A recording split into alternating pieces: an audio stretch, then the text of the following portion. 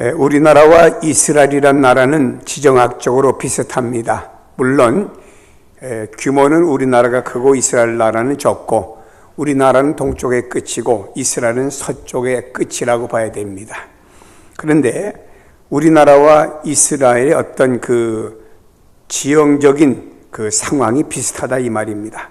우리나라는 보면은 남쪽으로 일본이란 나라가 있고, 또 서쪽으로는 중국이란 나라가 있고, 동쪽으로는 과거에 구소련이란 러시아라는 나라가 있었습니다. 이 강한 나라들이 전쟁을 할 때는 항상 우리나라가 그들이 전쟁하는데 통로가 되었고, 또 우리나라에 와서 모든 보급 물자 이런 것들을 이들이 가지고 가고 그랬습니다. 심지어는 우리나라에 처녀들까지 징발의 감으로 인해서 그 할머니들이 어려움 당해서 오늘까지도 그 할머니들이 자신들의 어려움을 토로하는 것을 볼 수 있지 않습니까? 자, 이스라엘 나라도 지정학적으로 보면 이 샌드위치 국가입니다. 북쪽과 남쪽에 크고 강한 나라들이 있어서 그 가운데 끼어 있는 샌드위치 신세가 된 이스라엘은 전쟁과 환란이 그 땅에서 끊이지 않았습니다. 남과 북 양쪽 나라로부터 공격을 받습니다. 남쪽에 있는 나라는 이집트였고, 북쪽에 있는 나라는 아스루와 바벨론이란 강대국들이 있었습니다. 이 두 나라 가운데서 항상 끼어있는 이스라엘 나라보다 이 나라들이 더 강한 나라들입니다. 전쟁이 일어나면 남쪽 이집트가 이기기도 하고 북쪽의 아스루와 바벨론이 이기기도 합니다. 하지만 어느 쪽이 이기든 상관없이 두 나라가 전쟁이 일어날 때마다 군대는 이스라엘 땅을 거쳐가야 됩니다. 그러니 이스라엘은 자동적으로 전쟁의 뒷받침 속에서 고난을 당해야 됩니다. 남쪽과 북쪽 두 강대국이 싸우면 항상 이스라엘은 고래 싸움에 새우등이 터지는 격이 되고 맙니다. 때로는 직접적인 타격점이 되기도 합니다.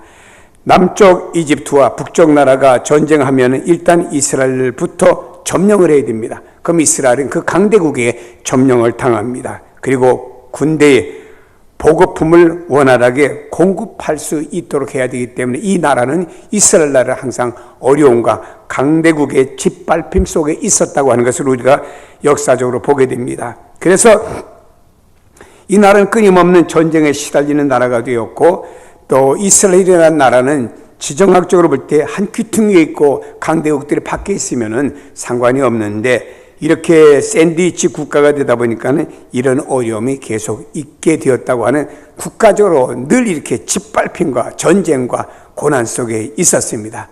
그래서 저들은 그때마다 누구를 바라봅니까? 여호와 하나님을 바라보며 고난과 고통을 이겼던 것을 보게 됩니다. 또 이 나라는, 이스라엘은 물을 안정적으로 공급받을 수 있는 큰 강이 없습니다. 우리나라는 지역마다 큰 강이 있잖아요. 강물이 말랐느니 적조 현상이 있느니 등등 말은 있습니다만, 그래도 그 강이 흐름은 그래도 다 있지 않습니까? 그러나 이 이스라엘 나라는 이런 강이 없어요. 비가 오지 않으면 농사를 지을 수 없는 천박한 땅입니다. 대부분의 국토는 산악지대였기 때문에 넓은 평화가 그리 많지 않았습니다. 1년의 비는 2번 옵니다. 가을에 오는 비를 가리켜 이른 비라고 부르고, 봄에 오는 비를 늦은 비라 부릅니다. 비가 오면서 파종을 하고 비가 오면서 이들은 거두는 이런 일이 있게 됩니다. 사실 이스라엘 나라는 큰 나라로 성장해 가기에는 불가능한 조건이 이 나라 가운데 있습니다. 큰 나라로 성장하려고 하면 부강한 나라가 되기 위해서는요, 환경이 좋아야 되는데 너무 이 나라는 좋지 않다고 하는 것입니다. 이때도 주변에 있는 나라 가운데 에집트라고 하는 나라는 부강했지 않습니까? 왜냐? 그 나라는 나일강을 중심해서 참 모든 도시가 이루어졌는데, 나일강이 비가 와서 범람하면 그것이 쫙 넘쳐가지고 밭으로 쫙 들어갑니다. 그래서 여기 있는 애굽은 비옥한 땅을 가질 수밖에 없었던 것입니다. 그러나 이스라엘 나라는 지형적, 환경적으로 봐도 이렇게 나쁠 수밖에 없는 환경을 가진 나라가 이스라엘 나라다. 이렇게 먼저 우리가 생각하고 이 말씀을 들어야 됩니다. 그런데 오늘 말씀에 보면 하나님께서 이렇게 나쁜 환경의 땅을 가리켜서 하나님이 최상의 땅이라 이렇게 평가를 하신 거예요. 한번 생각해 보세요. 전쟁을 해도 늘칠 바 비는 땅이고, 물이 없어서 그저 비가 오면 가까스로 농사 지어서, 그것도 산악지대에서 혹은 또 평야 적은 데서 농사를 지어서 먹고 사는 이 땅을 가리켜서 하나님은 왜 최상의 땅이라고 평가를 하실까? 이걸 한번 여러분 우리가 좀 깊게 생각해 봐야 됩니다. 오늘 말씀은 하나님께서 이스라엘 백성들 중에서 가장 좋은 환경을 주셨다고 하는 것을 이렇게 비유로 말합니다. 포도원 비유지요. 이스라엘은 최상품의 포도 열매를 맺기에 최상의 조건을 갖춘 포도원이라고 말했습니다. 이렇게 천박한 땅이 어떻게 최상의 포도를 열매를 맺을 수 있는 조건을 갖춘 포도원이라고 말할 수가 있겠습니까? 하나님은 이 포도원을 위해서 더 필요한 것이 없이 완벽하게 갖추었다고 말씀합니다. 그래서 성경이 이렇게 말하지요. 예루살렘 주민과 유다 사람들아 구하노니 이제 나와 내 포도원 사이에서 사리를 판단하라. 내가 내 포도원을 위하여 행한 것 외에 무엇을 더할 것이 있으랴. 여기 이렇게 말씀합니다. 내가 여기서 무엇을 너에게 더해 줄 게 있느냐? 충분하다 이런 말입니다.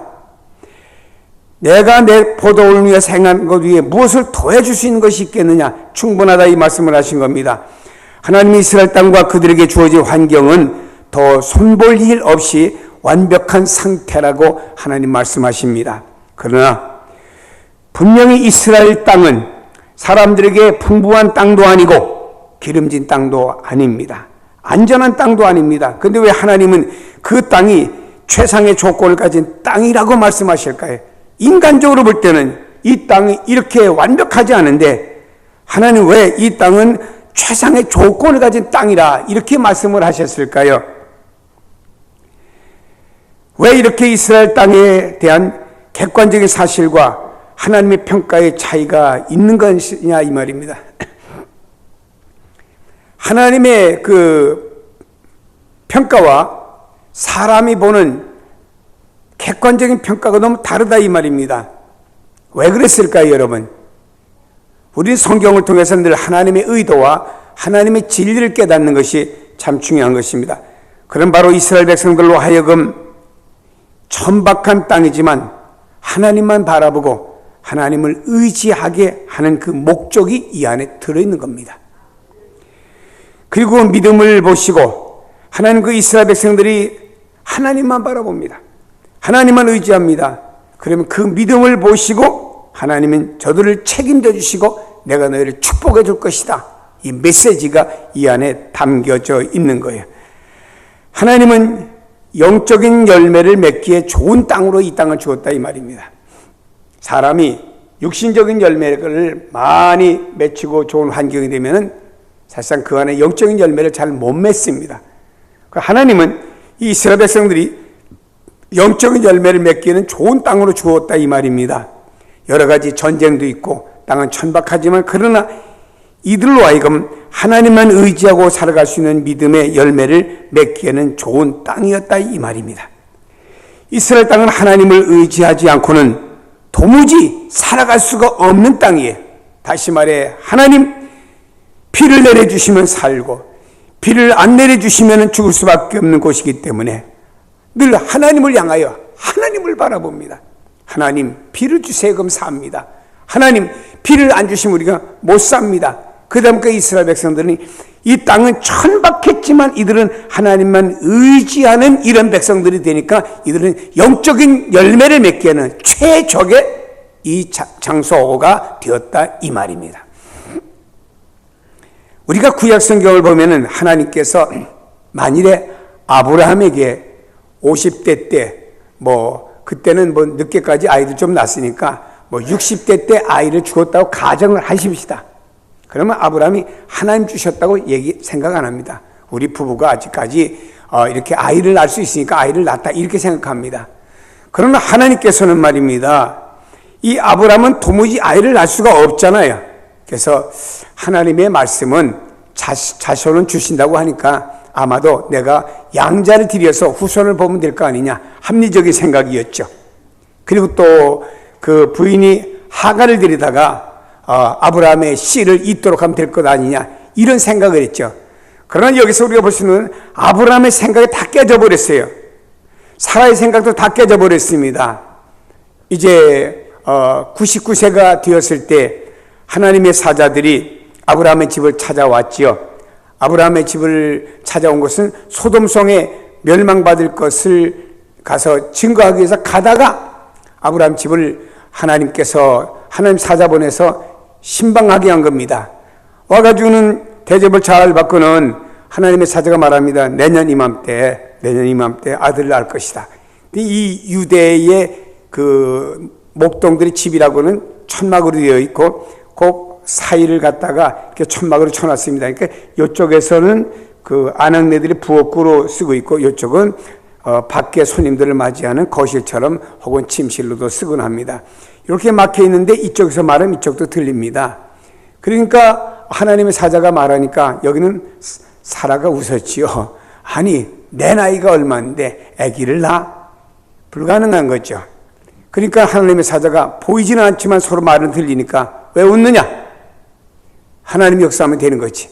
여러분 여기에 보면은 하나님께서 인간의 가능성을 가지고 있을 때 하나님은 그 가능성 가운데 역사하지 않고 인간의 가능성이 없고 불가능할 때 하나님 뭔가 영적으로 저들이 세워지면은 하나님 저들을 축복해 주는 내용을 볼 수 있습니다. 여기 이스라엘 백성들은 말입니다. 말씀드렸듯이 이 천박한 땅입니다. 이른 비와 늦은 비가 없으면은요 이들은 식수마저도 어렵게 됩니다. 그래서 하나님 앞에 늘 기도합니다. 하나님 이른 비를 주세요. 늦은 비를 주세요.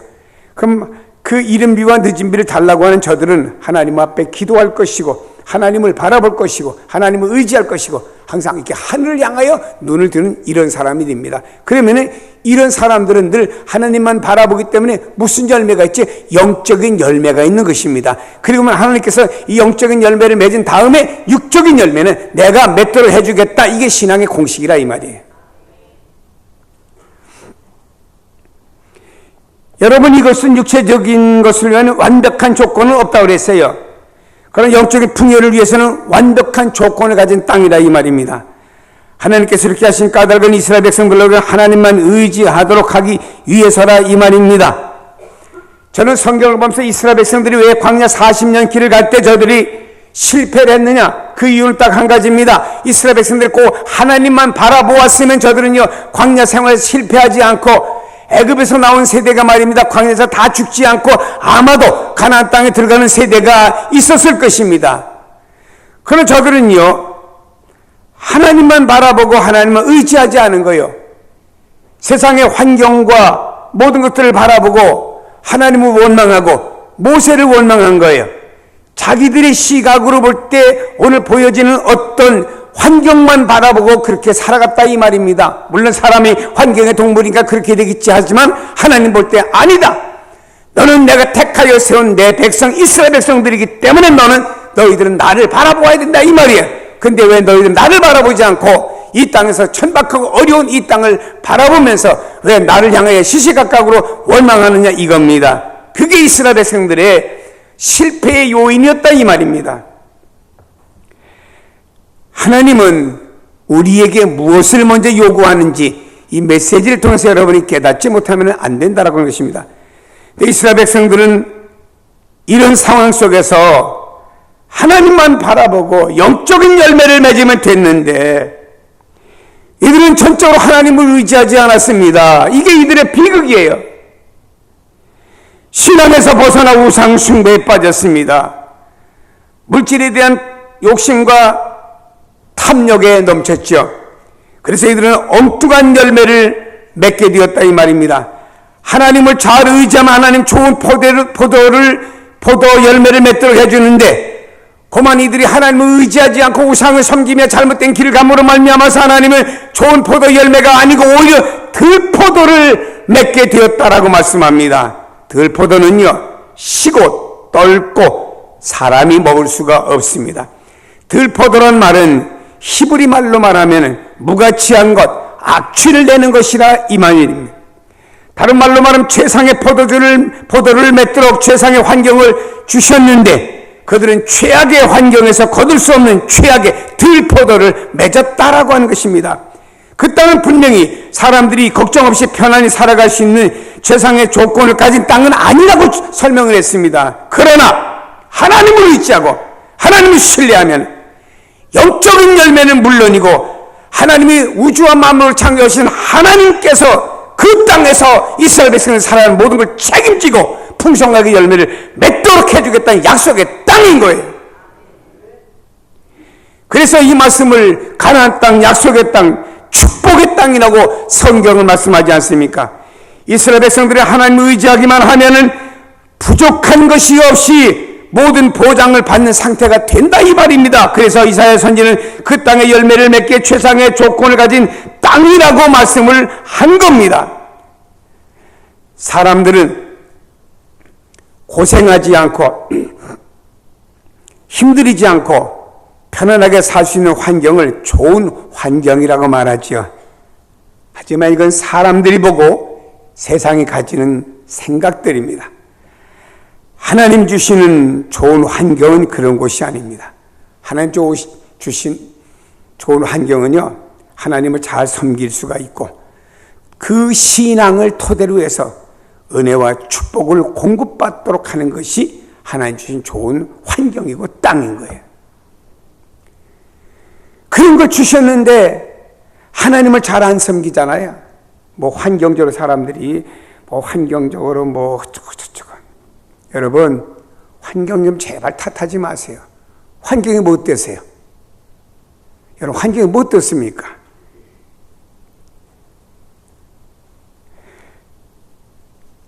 제가 기도했습니다마는 저도 여러분 지금도 중동의 모슬렘 국가에서는요, 예수 믿음요, 성경 가지고 있으면 사형당합니다. 북한에서 예수 믿다 잡히면 지금도 즉결 처형당해요. 여러분, 우리 삶이 좀 고달프고 힘들고 육신적으로 뭐 하다고는 건 있어요. 그러나 하나님 섬기는데 뭐가 불편합니까, 여러분? 생각 좀 해보세요. 교회 나온다고 회사에서 잘립니까? 교회 나온다고 거래처가 거래를 끊습니까? 교회 나온다고 친구들이 왕따시키고 친구들이 여러분을 폭행합니까? 아니잖아요. 우리 대한민국은 영적인 열매를 맺는 데 최적의 환경을 하나님이 주셨어요. 이럼에도 영적인 열매를 우리가 안 맺으면요, 하나님 우리에게 들포도 맺게 줍니다. 누구를 보세요, 여러분. 아무 무가치한. 여러분, 성경의 신약에 와서도 주님 우리에게 말씀하는 게 뭡니까요? 내 영혼이 잘 됨과 같이. 초점이 뭐예요? 영혼이에요. 영혼이 잘 되어야 된다. 영혼이 하나님과의 관계가 잘 되어져야 된다. 이건 제쳐놓은 거예요. 그 다음에 땅에서 형통하고 건강한 거, 여기다만 초점 맞춥니다. 그럼 이게 영적인 환경이 아니잖아요. 우리 영적인 환경에 초점을 맞춰야죠.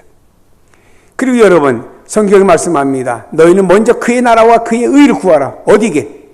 주님에게 초점을 맞추라 이 말입니다. 그럼 주님이 초점을 안 맞추잖아요. 세상에만 초점을 맞추잖아요. 그러니까 우리는 영적인 열매를 맺을 수 있는 환경이 못 된다 이 말입니다. 여러분, 우리에게 정말 좋은 땅, 축복의 환경이 뭐냐? 우리 영혼에게 유익하게 주신 환경이 축복의 환경이고 축복의 땅이에요. 하나님 주시는 신앙적인 열매를 맺기에 좋은 환경입니다. 그래서 성경이 이렇게 말씀하지요. 갈라디아 5장에도 오직 성령의 열매는 사랑과 희락과 화평과 오래 참음과 자비와 양성과 충성과 온유와 절제니 이 같은 것을 금할 법이 없느니라. 이 열매는 하나님을 믿는 백성들이 꼭 맺어야 될 열매 아닙니까? 자, 그런데 이스라엘 백성들을 보세요. 영적인 삶을 추구하지 않았습니다. 온갖 방법을 다하여 세상적인 안위와 세상적인 부귀만 추구를 한 거예요. 그래서 이들은 뭐라고 말합니까? 8절에 보니까는 가옥에 가옥을 이으며 전토에 전토를 더하며 빈틈이 없도록 하고 그 땅 가운데에서 홀로 거주하려 하는 자들의 화가 있을진도라고 말씀합니다. 이걸 다른 번역으로 말하면 이렇게 말합니다. 야, 너희가 비참하게 되리라. 집을 연달아 차지하고 땅을 차례로 사들이는 자들아, 빈터가 하나도 남지 않고 온 세상은 혼자 살듯이 다 차지한 자들아. 이렇게 번역이 됩니다. 다시 말해 사람이 온 세상을 혼자 독차지하려고 살려고 하는 듯 욕심과 탐욕을 부리며 살았다 이 말입니다. 집들을 연달아 사들였어요. 땅들을 투기하고 돈 되는 건 다 했다 이 말입니다. 오늘날 돈과 물질의 노예가 되어 살아가는 사람이 되어서는 안 된다 이 말이에요. 여러분, 우리는 주님을 의지하고 신앙으로 하나님의 은총을 소망하며 믿음으로 살아가야 될 사람들입니다. 그리하면 하나님께서 우리에게 때를 따라 귀한 은혜와 축복으로 채워주실 것입니다. 우리의 실상은 우리는 그렇지 못하게 살아가는 거예요. 재물의 욕심을 품고 신앙을 떠나서 살 때가 많다 보니 포도 열매가 아닌 들포도 열매를 맺을 때가 많다 이 말입니다. 하나님 축복을 안 해줘서가 아니고 먼저 내가 영적인 열매를 맺으면은 극상품 포도는 하나님이 맺도록 해주는데 이걸 안 하는 거예요. 사랑하는 여러분 보세요.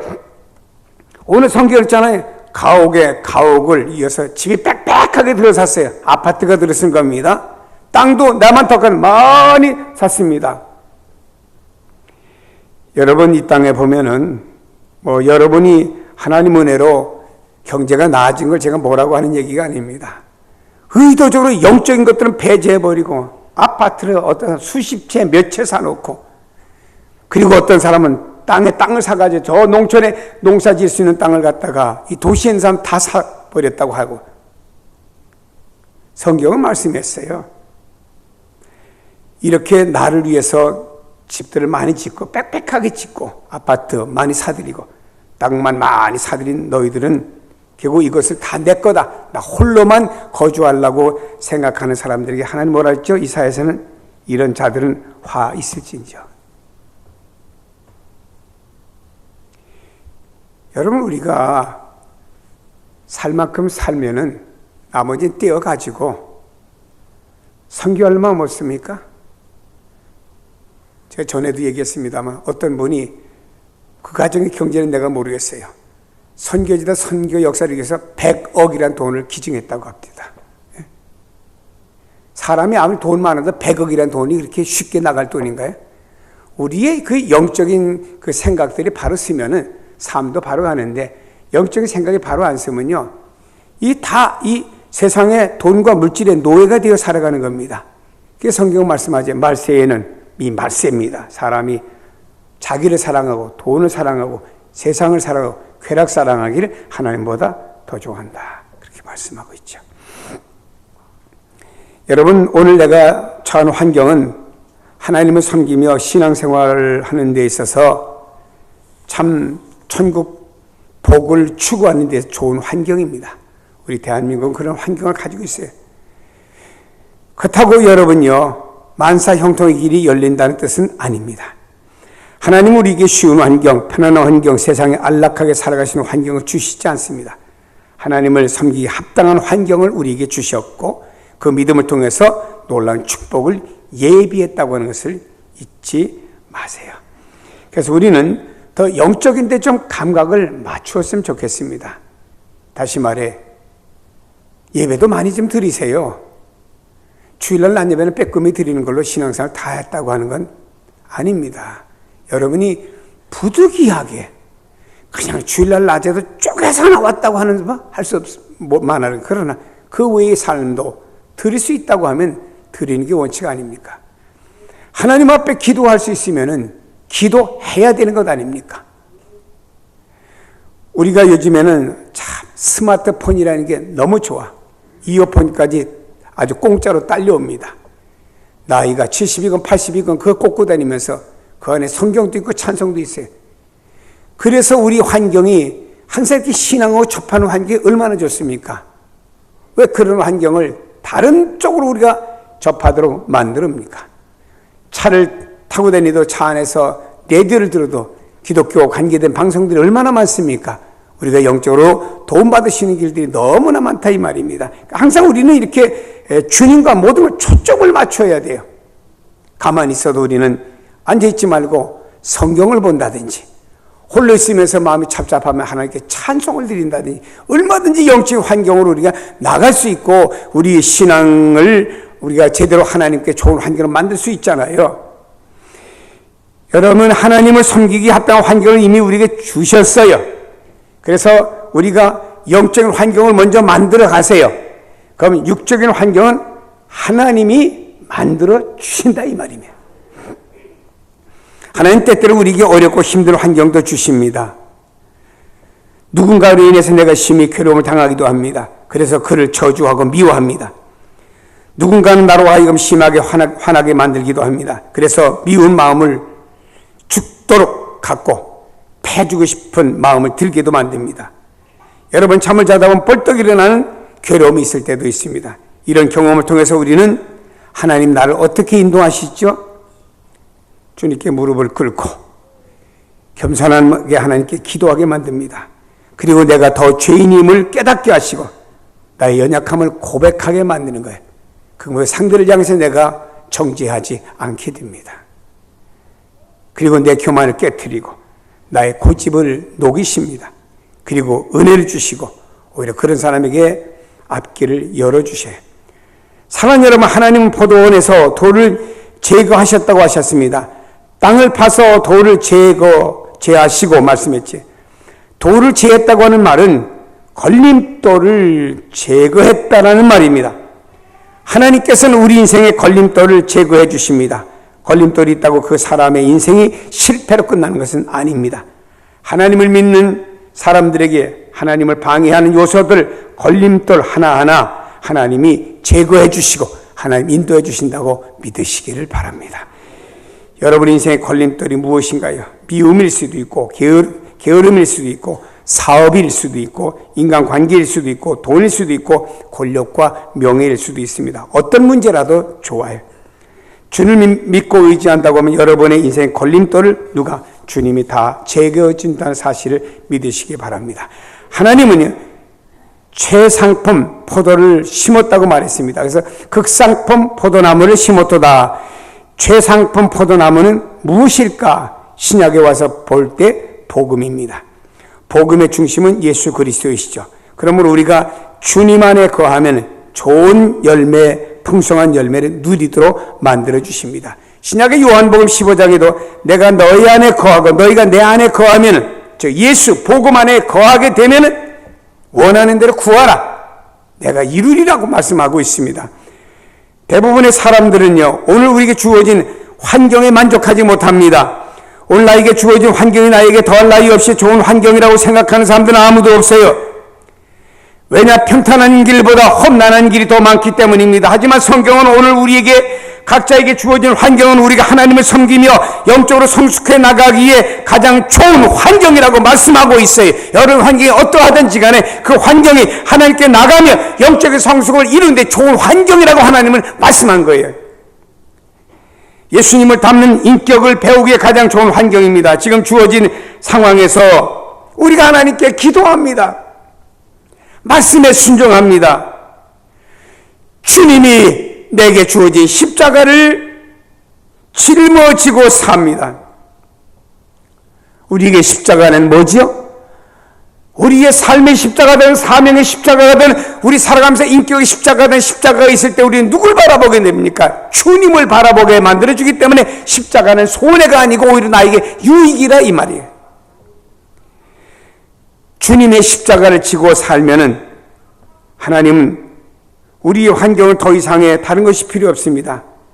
세상의 축복의 환경으로 하나님이 변화시켜줘요. 여러분이 여러분의 환경을 축복의 환경으로 만들려고 하지 마시고 여러분은 어떤 환경을 만드냐? 따라합시다. 나는 영적인 환경을 만들고 하나님께서는 이 땅의 최고의 축복의 환경을 만들어주시면 됩니다. 믿습니까? 여러분, 내가 처해진 환경은 주님만을 바라보고 주님만 의지하라는 환경인 줄 아세요? 우리는 필요한 것이 있지만 채우지 못하기 때문에 필요한 것을 채워달라고 기도하고 기도의 응답을 통해 하나님을 의지하는 법을 배우게 만들어줍니다. 지금 우리에게 주어진 환경에 예수님을 닮아가는 열매를 맺기를 원하고 계시고 가장 좋은 환경이라 이 말입니다. 힘들다고 피하지 마시고 그 자리에서 주님의 말씀에 순종하고 기도하고 나에게 주어진 십자가를 감당해야 됩니다. 이 목적을 버리고 세상의 것을 추구할 때 잠깐 잘 될 수 있을런지 모르지만 최종적으로는 파멸을 멸치 못한다고 성경은 우리에게 이사야가 말씀하고 있습니다. 영혼을 위해 가장 좋은 환경을 주었는데 세상 것만 추구하며 살 때 어떻게 결과가 될지를 성경이 이렇게 말씀합니다. 만군의 여호와께서 내 귀에 말씀하시되 정령이 허다한 가옥이 황폐하리니 크고 아름다울지라도 거주하는 자가 없을 것이며 열흘같이 포도원을 겨우 포도주 한 바트가 나겠고 한 호멜의 종자를 뿌리도 간신히 한 에바가 나리라. 이렇게 아주 비천한 상태를 말씀하고 있습니다. 다시 말해 세상 것을 추구하는 삶을 향해 나가다 보면은 결과가 안 좋다는 말입니다. 망한다는 말은 안 해. 그럼 여러분들 자꾸 저주한다고 그러는데 결과가 안 좋습니다. 여러분, 그러나 내가 지금 처한 환경이 하나님 중 최선의 환경, 가장 좋은 환경이라고 해서 믿고서 믿음으로 최선을 다하는 삶을 삽니다. 그래서 우리의 영혼이 윤택해져야 됩니다. 영혼이 윤택해져야 돼요. 영혼의 성령이 충만해져야 됩니다. 그리하면은 우리의 삶의 윤택함은 하나님이 만들어 주시는 거예요. 여러분, 우리 성현교회를 바라보면서 단거 공부하는 힘들다 어렵다 하는 사람들도 있으나 저는 여기서 하나님의 메시지 하나를 깨닫습니다. 우리 성현의 모든 성도들이 영적으로 풍성해지고 온전히 하나님만 바라보고 의지할 때, 저도 사람인지라 사람의 생각들을 때때로 가질 때도 있지만 그건 해답은 아닙니다. 전 성도들이 하나님을 바라보고 하나님을 의지하게 될 때 홍해를 가르친 하나님이 우리에게 인색하겠습니까? 왜 그런 믿음이 없고 자꾸 인간적인 생각들만 합니까? 딱하고 답답할 때가 한두 번이 아니에요. 우리 교회가 개척이 되어지고 자랑은 아닙니다만은 수많은 기도 프로그램들이 많았어요. 10일 기도 1시간, 한 주간 기도, 40일 연속 금식 기도, 릴레이 기도. 얼마나 기도 많이 했는지 몰라요. 여러분, 참 기도 많이 했습니다. 개척교회에서부터 기도 진짜로 많이 했습니다. 예? 요즘은 좀 이렇게 거리가 멀다 핑계대고 안 하죠. 난 요즘 고민하는 게 하나 있어요. 권사실을 없애버릴까 말까. 저거는 주일날 와서 왁작작 권사님들은 이렇게 쉬라는 공간이 아니거든요. 저거는 평소에 주무시면서 기도하라는 공간인데 그건 권사님들 없잖아요. 다 세상과 환경에 얽매여가지고. 우리 교회가 초창기에 얼마나 기도 많이 했고 그 2층 교회 뜨거운 교회지만 저녁마다 와서 처리하는 권사님들이 있었어요. 예. 여러분, 우리가 개척한 지 1년 만에 땅 샀고 2년 만에 예배당 지었잖아요. 그 몇 년 있다 본 땅까지 완전히 다 지었고요. 지금 우리나라에 교회가 6만 교회라고 하는데 지금 6만 교회 중에서 80%는 예배당 건물이 없습니다. 80%는 교인이 150명이 안 됩니다. 80%는 지금 우리 일부 예배드리는 숫자도 안 되는 일부 예배드리는 숫자만큼 모여도 많이 모이는 교회가 80%에 들어갑니다. 교인 10명, 20명 놓고 예배드리는 교회 많습니다. 그럼 우리가 이런 환경적으로 볼 때도 우리는 이미 하나님의 복을 받을 교회가 아니고 받은 교회입니다. 이거 깨달아야 돼요, 우리가. 자꾸 우린 땅에서 오늘의 환경과 더 좋은 무엇을 위해서 바라보면서 없다, 부족하다는데 이건 우리 믿음이 없는 소산의 생각들입니다. 사랑하는 여러분, 지금 우리 처한 환경이 어떤 환경이든지 간에 가장 좋은 환경이라고 믿고 믿음으로 최선을 다해 주님 섬기고 바라보며 나갈 때 우리의 삶과 환경은 누가? 하나님 바꿔줘야 돼요. 여기 청년들 내가 좋은 신랑 만나려고 하지 마시오. 좋은 아내 만나려고 하지 마세요. 하나님이 만나게 주신 사람을 찾아요. 이게 진짜예요. 사람의 눈 갖고 말이요. 찾았다가 실패하고 이혼하는 사람들이 얼마나 많아요. 저도 때때로 제가 결혼 주례해 준 사람 가운데서 기도해 주는 사람들이 있는데 뭐냐면 주례까지 했는데 이혼했어요. 사람이 찾아갖고 왔어요. 주례다니까 제가 주례해 줬습니다. 그러나 이혼했으니 솔직히 말해서 결혼 안 하니만도 못한 결과를 가져오게 된 거 아니겠어요? 그런 가정은 제가 상처가 있기 때문에 말을 못하죠. 하나님, 우리가 진짜 영적인 풍요를 가져오면은 하나님 이 땅에 우리 삶의 모든 걸 하나님 다 아셔. 내가 만나야 될 배우자가 누군지도 아시고 다 아시는 하나님이 짝 지어준 사람을 만나게 해야지. 그냥 인간적인 어떤 눈만 갖고 가다 보면 실패를 하는 경우도 있잖아요. 영혼이 잘 돼야 됩니다. 믿음으로 바로 서야 됩니다. 이 가을의 계절에 여러분 풍성한 영적인 열매를 맺으세요. 그 육적인 열매는 하나님이 맺도록 해주신 것입니다. 우리는 참으로 이를 통해서 사랑을 배우고 인내를 배우며 소망을 배울 것입니다. 그래서 주님이 응답을 체험하며 하나님 축복으로 나가는 것이 얼마나 크고 넘치는 은혜인지 한번 체험해 보세요. 신앙은요, 이론이 아닙니다. 신앙은 이중이 아닙니다. 신앙은 체험이에요. 여러분 삶 속의 신앙을 체험으로 이끌어가 보라 이 말입니다.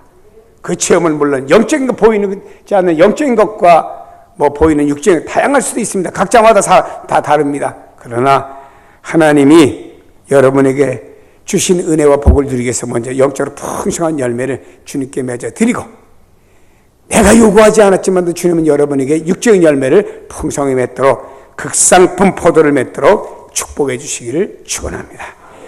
기도하십니다. 하나님 아버지, 이스라엘 나라는 지정학적으로 샌드위치였고 전상적으로 볼 때도 비가 내리지 않은 천박한 땅인데